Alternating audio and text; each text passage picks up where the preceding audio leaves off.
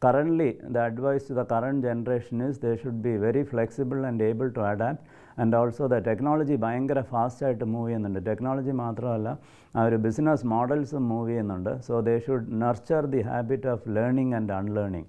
അതാണ് അതിൻ്റെ ഏറ്റവും കീ. അപ്പോൾ ഏത് ടെക്നോളജി വന്നാലും പെട്ടെന്ന് പഠിച്ചെടുത്ത്, അതുപോലെ തന്നെ ആ ഒരു തിങ്കിങ്, പഴയ ആ ഒരു ട്രഡീഷണൽ മെക്കാനിസത്തിലുള്ള ആ ഒരു തിങ്കിങ് പറ്റത്തില്ല. ഇനിയുള്ള പുതിയ ജോബ് പ്രൊഫൈൽസും അങ്ങനെ ആയിരിക്കും.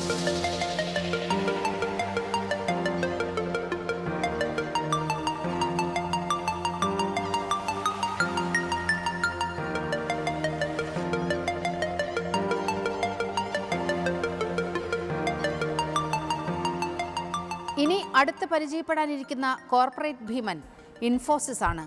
പാർക്കിൽ അവരുടേതായ വമ്പൻ കെട്ടിട സമുച്ചയമുണ്ട്.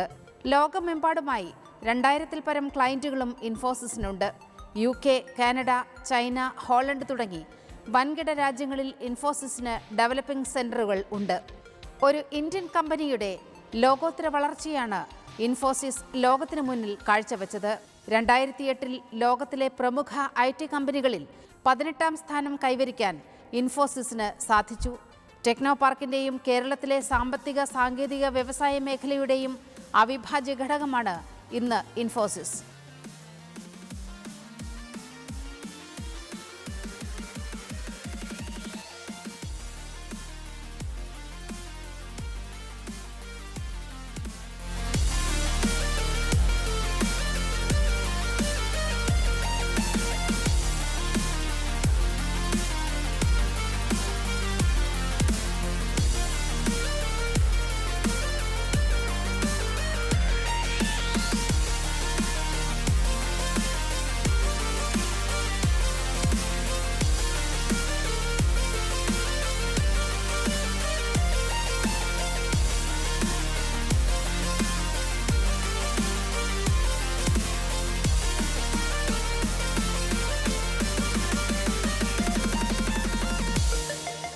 ഞാൻ സുനിൽ ജോസ്, ഇൻഫോസിസ് തിരുവനന്തപുരം ഡെവലപ്മെൻറ്റ് സെൻറ്ററിൻ്റെ മേധാവിയാണ്. ഇൻഫോസിസിനെ കുറിച്ച് പറയുമ്പോൾ 1981-ൽ നാരായണമൂർത്തിയുടെ നേതൃത്വത്തിൽ 7 യങ് പ്രൊഫഷണൽസ് ചേർന്ന് തുടങ്ങിയ ഒരു സ്ഥാപനമാണ് ഇൻഫോസിസ്. അതിനുശേഷം 1987-ൽ ഇൻഫോസിസിൻ്റെ ആദ്യത്തെ അന്താരാഷ്ട്ര ഓഫീസ് ബോസ്റ്റണിൽ തുറന്നു. പിന്നീട് 1993-ൽ ഇന്ത്യൻ സ്റ്റോക്ക് മാർക്കറ്റിൽ ലിസ്റ്റ് ചെയ്യുകയും അതിനുശേഷം 94-ൽ ഇന്ത്യയിൽ ആദ്യമായിട്ട് എംപ്ലോയീസിന് സ്റ്റോക്ക് ഓപ്ഷൻസ് കൊടുത്ത ഒരു കമ്പനിയാണ് ഇൻഫോസിസ്. അതിനുശേഷം 1996-ൽ ഇൻഫോസിസ് ഫൗണ്ടേഷൻ സ്ഥാപിക്കുകയും ഫൗണ്ടേഷൻ CSR ആക്ടിവിറ്റീസിൽ വളരെ ആക്റ്റീവായിട്ട് സ്റ്റാർട്ട് ചെയ്യുകയും ചെയ്യുകയുണ്ടായി. പിന്നീട് 2003-ൽ ഇൻഫോസിസ് $1 ബില്യൺ റവന്യൂവും 2006-ൽ 25 വർഷം പൂർത്തിയാക്കുകയും ചെയ്യുകയുണ്ടായി. ഇന്ന് ഇൻഫോസിസ് 2017-ൽ എത്തി നിൽക്കുമ്പോൾ ഏകദേശം $10 ബില്യൺ വാർഷിക വരുമാനവും 1,99,000 എംപ്ലോയീസുമുള്ള ഒരു സ്ഥാപനമാണ്. 2003-ലാണ് ഇൻഫോസിസ് തിരുവനന്തപുരത്തെ സെൻറ്റർ തുടങ്ങിയത്. 0-ൽ നിന്ന് 5,500-ഓളം എംപ്ലോയീസും ഉദ്ദേശം 2,100 കോടി വരുമാനവും നേടിത്തരുന്ന ഒരു സ്ഥാപനമാണ് കേരളത്തിൽ.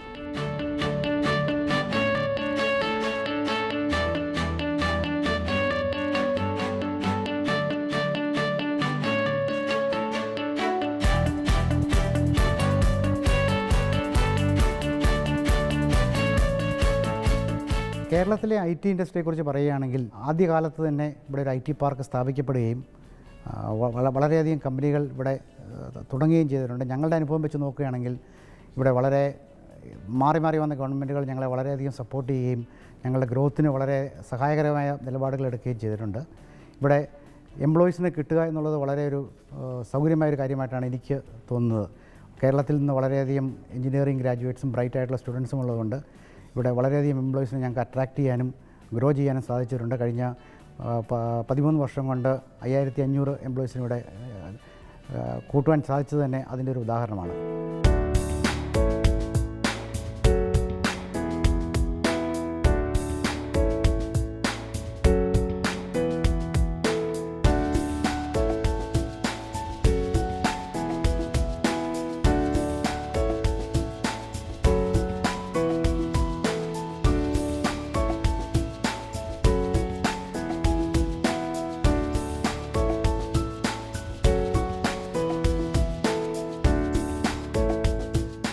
കേരളത്തിലിപ്പോൾ ഗവൺമെൻറ് തിരുവനന്തപുരം, കൊച്ചി, കോഴിക്കോട് കൂടാതെ മറ്റ് പല സ്ഥലങ്ങളിലും IT പാർക്കുകൾ പ്രൊമോട്ട് ചെയ്യുകയും അവിടെ വളരെയധികം ചെറിയ ചെറിയ കമ്പനികൾ തുടങ്ങുകയും ചെയ്യുന്നതായിട്ട് കാണുന്നുണ്ട്. അത് വളരെ സഹായകരമായൊരു നിലപാടായിട്ടാണ് എനിക്ക് തോന്നുന്നത്. കാരണം മിക്കവാറും എംപ്ലോയീസിന് അവരവരുടെ സ്വന്തം നാടിനടുത്ത് എവിടെയെങ്കിലും ജോലി ചെയ്യാനാണ് താല്പര്യം. അങ്ങനെയാണ് ഞാനിവിടെ വളരെയധികം കണ്ടുവരുന്നത്. എനിക്കിവിടെ നിന്ന് നഷ്ടപ്പെടുന്ന എംപ്ലോയീസ് പലരും കൊച്ചിക്കും കോഴിക്കോടിനും അല്ലെങ്കിൽ മറ്റേതെങ്കിലും ചെറിയ സ്ഥലത്തേക്കാണ് പോകുന്നത്. കാരണം അവരുടെ വീട്ടുകാരോട് കൂടുതലടുത്ത് ജീവിക്കുവാനും വർക്ക് ചെയ്യാനുള്ള ആഗ്രഹത്തിൻ്റെ പുറത്താണ് വരുന്നത്. അതുകൊണ്ട് ഈ വളരെയധികം അഡീഷണൽ പാർക്കുകൾ വരുന്നത് എനിക്ക് തോന്നുന്ന കേരളത്തിലെ IT ഇൻഡസ്ട്രിയെ വളരെയധികം സഹായിക്കുകയും IT ഇൻഡസ്ട്രിക്ക് ധാരാളം ഗ്രോത്ത് ഉണ്ടാക്കാനും സാധിക്കുമെന്നുള്ളതാണ് എൻ്റെ ഒരു വിലയിരുത്തൽ.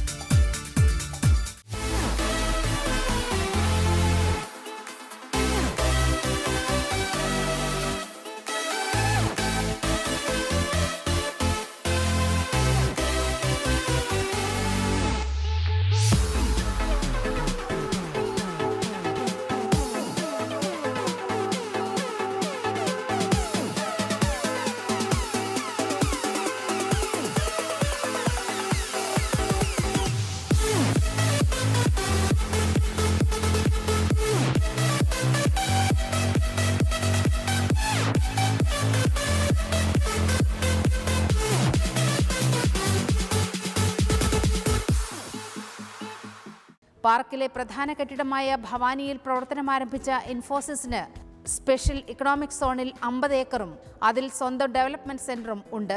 ലോകോത്തര നിലവാരത്തിൽ പണികഴിപ്പിച്ചിരിക്കുന്ന ഇൻഫോസിസിൽ 5000-ൽ പരം ജീവനക്കാർ പ്രവർത്തിക്കുന്നു. ഇവരുടെ പ്രവർത്തനവും പ്രയത്നവുമാണ് കമ്പനിയുടെ വളർച്ചയുടെ പ്രധാന ഘടകം. ഒറ്റനോട്ടത്തിൽ കപ്പലിനോട് രൂപസാദൃശ്യമുള്ള 3 ഫേസുകളാണ് ഇൻഫോസിസിനുള്ളത്.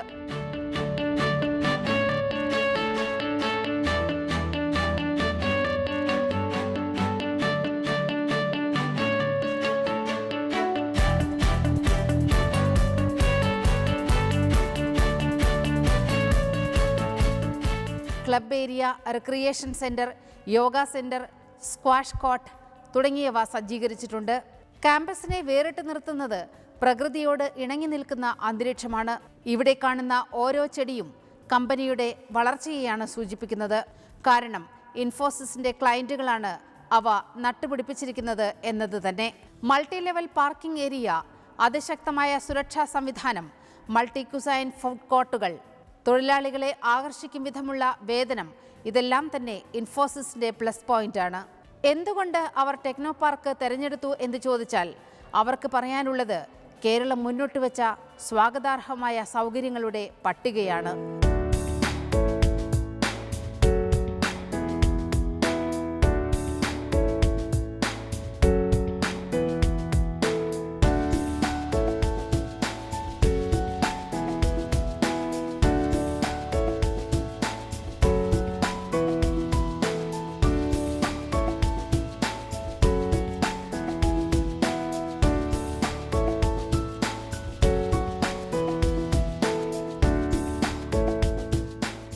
ഇൻഫോസിസിൽ ഞങ്ങൾ വളരെ ഇൻഫോർമലായിട്ടൊരു എൻവയോൺമെൻറ്റാണ് ക്രിയേറ്റ് ചെയ്യാൻ ആദ്യം മുതലേ പ്ലാൻ ഇട്ടിരുന്നത്, ആദ്യം മുതലേ ചെയ്തിരിക്കുന്നതാണ്. ഇപ്പോൾ നിങ്ങൾ ഞങ്ങളുടെ വർക്ക് ഏരിയയിൽ നോക്കുകയാണെങ്കിൽ കാണാം, മാനേജേഴ്സും മറ്റ് എംപ്ലോയീസും വളരെ അടുത്തടുത്തിരുന്ന് വർക്ക് ചെയ്യുകയും അതുപോലെ തന്നെ അവരുടെ വർക്കിന് ശേഷം അവർക്ക് റിലാക്സേഷൻ കിട്ടാനായിട്ട് വളരെയധികം ഫെസിലിറ്റീസ് നമ്മൾ ബിൽഡ് ചെയ്തിട്ടുണ്ട്. നമ്മുടെ ഫുഡ് കോർട്ടുകൾ തന്നെ വരികയാണെങ്കിൽ വളരെയധികം ഡിഫറെൻറ്റ് കുസീൻസ് നമ്മൾ പ്രൊവൈഡ് ചെയ്യുന്നുണ്ട്. ഇവിടെ ഏത് ഭാഗത്തു നിന്നുള്ള ആൾക്കാർക്കാണെങ്കിലും അവർക്ക് ഇഷ്ടമുള്ള ഭക്ഷണം കഴിക്കാനും അല്ലെങ്കിൽ മാറി മാറി വിവിധതരം ഭക്ഷണങ്ങൾ കഴിക്കാനും നമ്മളുള്ള സാഹചര്യങ്ങൾ ഒരുക്കിയിട്ടുണ്ട്. അതുപോലെ തന്നെ രാവിലെയും വൈകുന്നേരവും അവർക്ക് റിലാക്സ് ചെയ്യാനായിട്ട് വളരെയധികം റിക്രിയേഷണൽ ഫെസിലിറ്റീസ് ഞങ്ങൾ ബിൽഡ് ചെയ്തിട്ടുണ്ട്. ഇപ്പോൾ ഈ കോംപ്ലക്സിന് നോക്കുകയാണെങ്കിൽ നമുക്കൊരു ബൗളിംഗ് ഏരിയയുണ്ട്, ഷട്ടിൽ കോർട്ടുണ്ട്, നമുക്ക് വളരെ വലിയൊരു ജിമ്മുണ്ട്, അങ്ങനെ മറ്റു പല ഫെസിലിറ്റികളും നമ്മൾ ഓരോരുത്തരുടെയും റിലാക്സേഷന് വേണ്ടി നമ്മൾ ബിൽഡ് ചെയ്തിട്ടുണ്ട്. അപ്പം മൊത്തത്തിൽ നമ്മളൊരു വളരെ ഇൻഫോർമലായിട്ടൊരു ക്യാമ്പസ് പോലെ ഒരു എൻവയോൺമെൻറ്റാണ് ബിൽഡ് ചെയ്തിരിക്കുന്നത്. ഞങ്ങൾ വളരെയധികം ഔട്ട്സൈഡ് നോക്കുകയാണെങ്കിൽ ആളുകൾക്ക് ഇരുന്ന് റിലാക്സ് ചെയ്യാനുള്ള പൂന്തോട്ടങ്ങളും പർഗോളകളും ഒക്കെ പണിതിട്ട് വളരെയധികം ഒരു ക്യാമ്പസ് പോലെ, ഒരു കോളേജ് ക്യാമ്പസ് പോലെ അവർക്ക് വളരെ റിലാക്സ്ഡ് ആയിട്ട് വർക്ക് ചെയ്യാനുള്ള ഒരു എൻവയോൺമെൻറ്റാണ് ഞങ്ങൾ ഇൻഫോസിസിലെ എല്ലാ സെൻറ്ററുകളിലും സ്ഥാപിച്ചിട്ടുള്ളത്.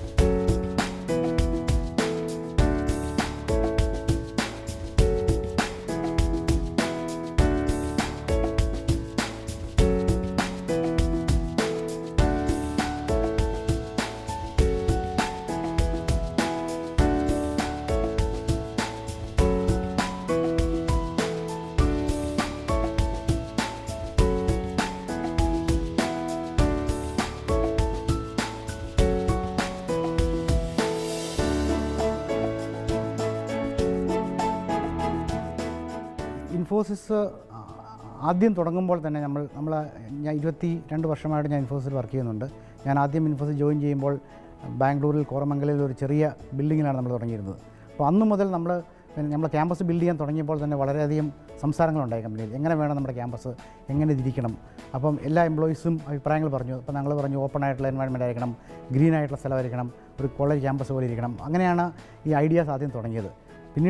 പിന്നീട് ഞങ്ങൾ ആസ് എ കമ്പനി ഇൻഫോസിസിന് വളരെ ഗ്രീൻ ഇനീഷ്യേറ്റീവ്സിനോട് വളരെയധികം അട്രാക്റ്റഡ് ആവുകയും ഞങ്ങളുടെ അന്നത്തെ CEO ആയിരുന്ന ക്രിസ് ഗോപാലകൃഷ്ണൻ 2020 ആകുമ്പോഴത്തേക്കും ഒരു ടോട്ടലി ഗ്രീൻ പ്രോട്ടോക്കോൾ പാലിക്കുന്ന ഒരു കമ്പനിയായി മാറണമെന്നുള്ള ഒരു താല്പര്യവും കമ്മിറ്റ്മെൻറ്റും കൊടുത്തിട്ടുണ്ട്. അതിൻ്റെ ഭാഗമായിട്ടാണ് നമ്മൾ അക്രോസ് ഓൾ ദ ക്യാമ്പസസ് നമ്മൾ വളരെയധികം ഗ്രീൻ ബിൽഡിങ്സ് എല്ലാ ബിൽഡിങ്ങുകളും ഗ്രീൻ പ്ലാറ്റിനം റേറ്റഡ് ബിൽഡിങ്സ് ആണ്. നമ്മളതുപോലെ തന്നെ വളരെയധികം മരങ്ങൾ നട്ടുപിടിപ്പിക്കുന്നുണ്ട്, വളരെ വാട്ടർ ന്യൂട്രൽ ആകാനുള്ള ശ്രമങ്ങൾ നടത്തുന്നുണ്ട്. നമ്മൾ ഈ ക്യാമ്പസ് തന്നെ എടുത്താൽ നമ്മളിവിടെ 2 വലിയ പോണ്ടുകളുണ്ട്, അത് നമ്മൾ ഡെവലപ്പ് ചെയ്ത് റെയിൻ വാട്ടർ ഹാർവെസ്റ്റിംഗ് നടത്തുന്നുണ്ട്. അതുപോലെ തന്നെ നമ്മൾ സോളാർ പാനൽ സ്ഥാപിച്ച് പവർ ന്യൂട്രൽ ആകാൻ ശ്രമിക്കുന്നുണ്ട്. ഇൻഫോസിസ് ഒരു കമ്പനിയായിട്ട് നോക്കുകയാണെങ്കിൽ 2020 ആകുമ്പോഴത്തേക്കും ടോട്ടലി ഗ്രീൻ പവർ ഉപയോഗിക്കണം എന്നുള്ളതാണ് നമ്മളെ ലക്ഷ്യം. അതിനായിട്ട് വളരെയധികം പ്രവർത്തനങ്ങൾ എല്ലാ ക്യാമ്പസുകളിലും നടക്കുന്നുണ്ടെന്ന്.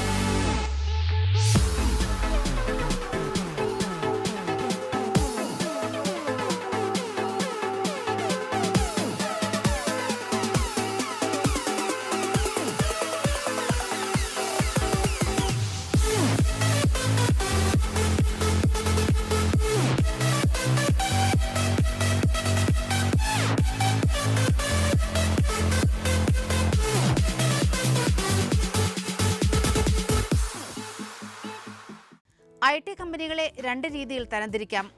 ഒന്ന് സർവീസ് ദാതാക്കൾ, രണ്ട് പ്രോഡക്റ്റ് സെക്ടേഴ്സ്. അതാണ് IT പ്രോഡക്റ്റ് സെക്ടേഴ്സിന്റെ പ്രധാന ലക്ഷ്യം. അത്തരത്തിൽ ഒരു ഉൽപ്പന്ന മേഖല കണ്ടെത്തി അത് ലോകത്തെമ്പാടും എത്തിച്ച് അതിൽ വിജയം കൈവരിക്കാൻ IBSനും VK മാത്യൂസിനും സാധിച്ചു എന്നതാണ് സത്യം. സ്വയം തെരഞ്ഞെടുത്ത പ്രവർത്തന മേഖലയുടെ വിപണന തന്ത്രത്തിലെ കീ ടു സക്സസ് എന്ന പദത്തിന് തീർത്തും അർഹനാണ് VK മാത്യൂസ് എന്ന ഈ മലയാളി. IBSന്റെ ഒറിജിൻ നമ്മുടെ ഇൻഡസ്ട്രിയിലുണ്ടായിരുന്ന ഒരു ഡിമാൻഡ് സപ്ലൈ ഗ്യാപ്പിന് ഫില്ല് ചെയ്യാൻ വേണ്ടിയിട്ടായിരുന്നു IBSന്റെ സ്റ്റാർട്ടപ്പ് പൊസിഷൻ. ഞാൻ ഏവിയേഷൻ ഇൻഡസ്ട്രിയിലായിരുന്നു വളരെ കാലം. ഏവിയേഷൻ ഇൻഡസ്ട്രിയുടെ IT ഡിവിഷനിൽ. അപ്പോൾ ഏവിയേഷൻ ഇൻഡസ്ട്രി ടിപ്പിക്കലി അവരുടെ എല്ലാ കമ്പ്യൂട്ടർ സിസ്റ്റംസും വളരെ പഴയത്. they were developed and built over a period of 40 years. So there was a need for in a way liberating the industry from the clutches of legacy. അത് വരാനുള്ളൊരു കാര്യം ഒരേ രൂപത്തിലുള്ള computer systems ഉപയോഗിക്കുന്ന എയർലൈൻസിൻ്റെ ഒരു ഗ്രൂപ്പിൻ്റെ യൂസർ ഗ്രൂപ്പിൻ്റെ ഹെഡുമായിരുന്നു ഞാൻ. അപ്പം ആ ഗ്രൂപ്പിൻ്റെ റിക്വയർമെൻറ്റ്സും അവരുടെ പ്രോബ്ലംസിനെ കുറിച്ചും I was very much aware. അതിനൊരു സൊല്യൂഷൻ ഇൻഡസ്ട്രിയിൽ ഉണ്ടായിരുന്നില്ല. So that's the reason why next generation technologies അത് എയർലൈൻ ഇൻഡസ്ട്രിക്ക് സ്പെസിഫിക് ആയിട്ട് ടാർഗറ്റ് ചെയ്ത് കൊടുക്കുക എന്നുള്ള ഉദ്ദേശത്തോടു കൂടി അന്ന് സ്റ്റാർട്ട് ചെയ്യുന്നതാണ്. അങ്ങനെയാണ് ഞാൻ I happen to come to Technopark. ടെക്നോപാർക്കിൽ വന്ന് ഇവിടുത്തെ ഇൻഫ്രാസ്ട്രക്ചർ എല്ലാം കണ്ട് അന്നത്തെ ടെക്നോപാർക്കിൻ്റെ CEO, ദിസ് ഈസ് 96, CEO വിജയരാഘവനായിരുന്നു. സോ എല്ലാവരെയൊക്കെ മീറ്റ് ചെയ്ത് കഴിഞ്ഞപ്പോൾ I was very convinced that ടെക്നോപാർക്കാണ് IBS സ്റ്റാർട്ട് ചെയ്യാൻ നല്ല സ്ഥലമെന്ന് തോന്നുന്നു. അപ്പോഴേക്കും ഞാൻ ബാംഗ്ലൂരിൽ ഒരു സ്പേസിന് അഡ്വാൻസ് കൊടുത്തിരുന്നു. അതിനുശേഷമാണ് ടെക്നോപാർക്കിൽ വരുന്നത്. അന്ന് വന്നു കഴിഞ്ഞിട്ട് IBS സ്റ്റാർട്ട് ചെയ്യുന്ന സ്ഥലത്തിരുന്നാണ് ഞാൻ സംസാരിക്കുന്നത്. ഈ വിങ്ങിൽ, ഈ ഫ്ലോറിൽ, ഈ വിങ് 8,000 സ്ക്വയർ ഫീറ്റിൽ നിന്നാണ് IBS സ്റ്റാർട്ട് ചെയ്യുന്നത്.